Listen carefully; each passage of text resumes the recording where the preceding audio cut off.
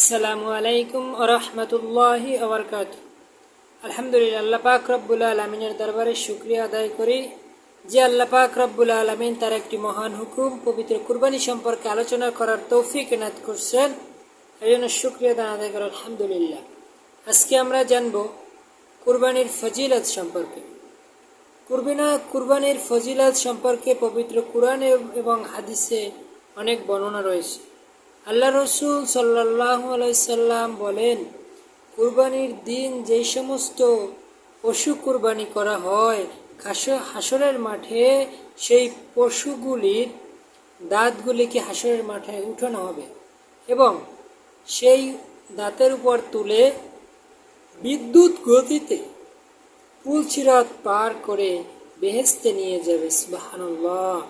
অন্য এক হাদিসে আছে, কুরবানির পশুর শরীরে যত পশম আছে, প্রত্যেক পশমের বিনিময়ে কোরবানি দেয় তার আমল নামায় সব লেখা হয়। আলহামদুলিল্লাহ।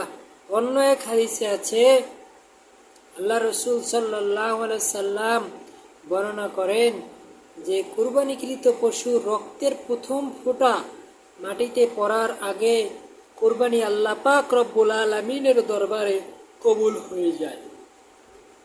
এরপরে আল্লাহ পাক রব্বুল আলামিন কোরআনের মধ্যে ইরশাদ করেন, তোমাদের কুরবানির পশুর রক্ত এবং গোশত কোনো কিছুই আমার নিকট আসে না, তবে আমার নিকটে আছে তোমাদের তাকওয়া।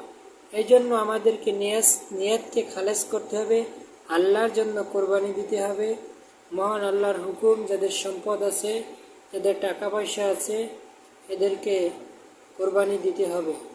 এবং যারা কোরবানি থাকা সত্ত্বেও কোরবানি দিবেন না, তাদেরকে আল্লাহ রসুল সাল্লাল্লাহু আলাইহি সাল্লাম ঈদের মাঠে যেতে নিষেধ করেছেন। আর যারা কোরবানিকে অস্বীকার করবে, তার নাস্তিক কাফের হয়ে মারা যাবে।